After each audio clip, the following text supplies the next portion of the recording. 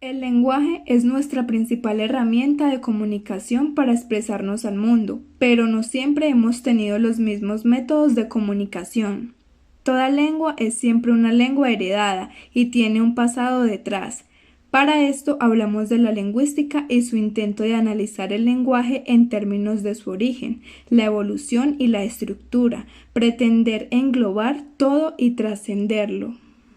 Julieta le decía a Romeo, ¿qué importa un nombre? Eso a lo que le llamamos rosa olería igual de dulce aunque tuviera cualquier otro nombre. Cada idioma tiene una palabra distinta para cada cosa. Parece que la palabra no tiene nada que ver con el objeto, o sea que el signo es arbitrario, como decía Saussure. Si las palabras no dependen de las cosas, entonces, ¿quién inventó las palabras? La respuesta sencilla es: nadie lo sabe. Curiosamente.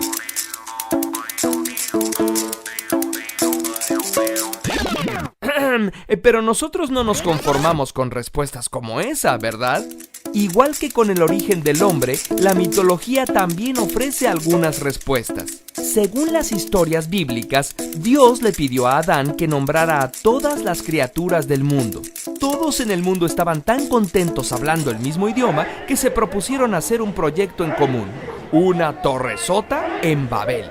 A Dios no le gustó la idea y confundió todas las lenguas. Según la mitología nórdica, los 3 hijos del dios Bor hicieron a las primeras personas con la madera de 2 árboles que se encontraron. El primer dios les dio espíritu, el segundo sentimientos y el tercero el habla. Para los bantúes en África, todos los idiomas surgieron una vez que la gente pasó por una hambruna tan terrible que empezaron a hablar puras borucas y a dispersarse. Y de esas borucas surgieron las lenguas. Por cierto, Lo primero que se dice en el texto es que nunca se ha hablado tanto de lingüística. Si hablamos de lenguaje, podemos decir que un bus es un medio de transporte, pero que en diferentes países tiene un significado distinto. Por ejemplo, en España, coche o autobús. O también se puede decir el color blanco, que, por ejemplo, él es el blanco de todos los chistes. Es una persona que hace chistes en un evento, en una reunión familiar. El blanco de mi vestido también hace referencia a algo que yo tenga puesto. En esta parte podemos hablar de lenguaje y lengua, que no es lo mismo. ¿Por qué? Porque lengua quiere decir que se adapta al país de donde sea. Y también que la lingüística encierra todo el lenguaje y cómo ha transcurrido en el tiempo. Por ejemplo, amigo, que hoy en día se dice parcero, que significa lo mismo. por cierto, ¿es lo mismo lenguaje y lengua? No. El lenguaje es cualquier sistema de comunicación no necesariamente hablado. Puede ser químico, como en muchos insectos, o de otros tipos. La lengua es una forma de lenguaje humano con reglas y un vocabulario específicos. Cada lengua tiene su habla y, muchas veces, su escritura. De la escritura es un poco más sencillo encontrar el origen, porque sí queda un registro físico.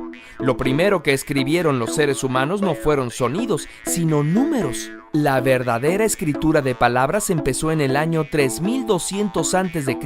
en Mesopotamia, y fue la famosa escritura cuneiforme cuyos rasgos parecían pequeñas cuñas. Mira, esta es la cara de una vaca o buey, tal como la dibujaban los antiguos egipcios.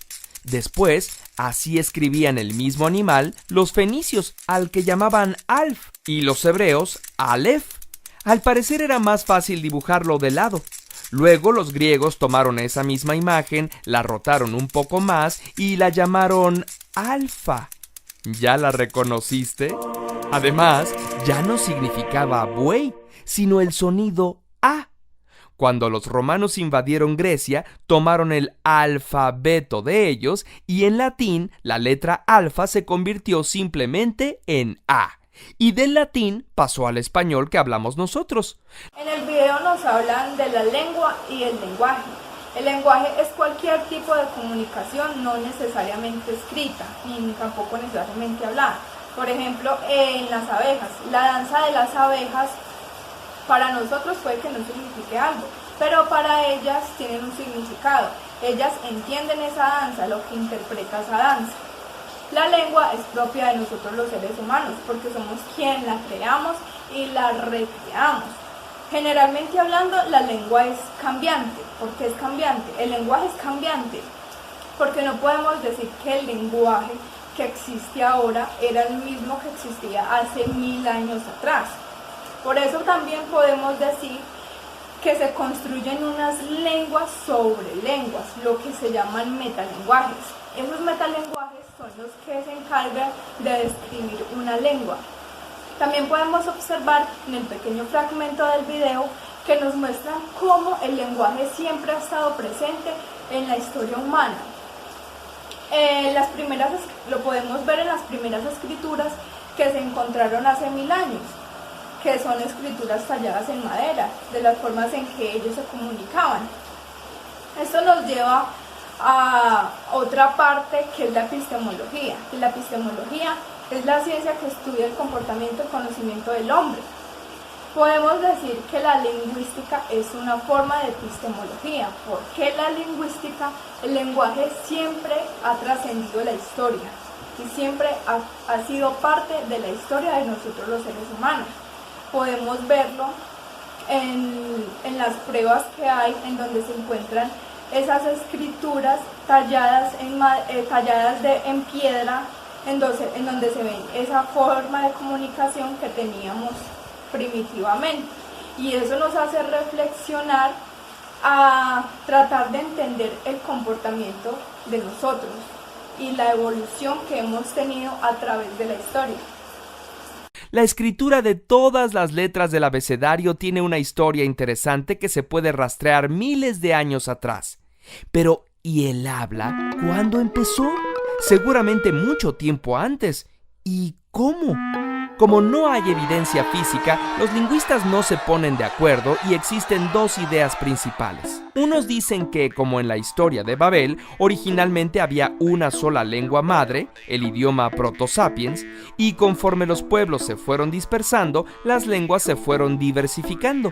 La otra idea propone que, una vez que nos expandimos más allá de África, surgieron las primeras lenguas en África, Medio Oriente, Europa y Asia. ¡Ay, pero cómo surgió o surgieron esas lenguas madre! Perdón. Aquí exponemos 3 de las teorías que nos parecen más interesantes. La gestual dice que la lengua surgió a partir de las señas y ademanes que hacían nuestros ancestros, parecidas a las que hacen los otros primates para comunicarse. Tanto los simios como nosotros movemos la boca y emitimos sonidos al mover las manos. Esta idea se refuerza por el hecho de que las neuronas espejo de nuestro cerebro, relacionadas con la imitación y el aprendizaje, se encuentran también en el área de Broca, una de las áreas más importantes para poder hablar. La teoría de dejar al bebé dice que, a diferencia de las peludas mamás chimpancés a las que sus bebés pueden colgarse todo el día, las mamás prehistóricas a veces tenían que dejar al bebé. Entonces tenían que hacerles cariños y arrumacos para hacerles saber que no los estaban abandonando. No, chiquito. Como el lenguaje siempre se desarrolla desde temprana edad, es probable que esta teoría tenga algo de cierto. Después de ver un poco acerca de las teorías de la historia de nuestra lengua y nuestro lenguaje, empezamos a preguntarnos si entonces, ¿cuál es la verdadera historia? ¿O cómo comprenderla? Saussure nos habla de que veamos la lengua desde una concepción histórica diacrónica, que gracias a los textos que dejaron nuestros antepasados nos permite saber un poco más acerca de su historia y comprenderla. Pero ¿y el lenguaje? ¿Cómo conocemos la verdadera historia del lenguaje?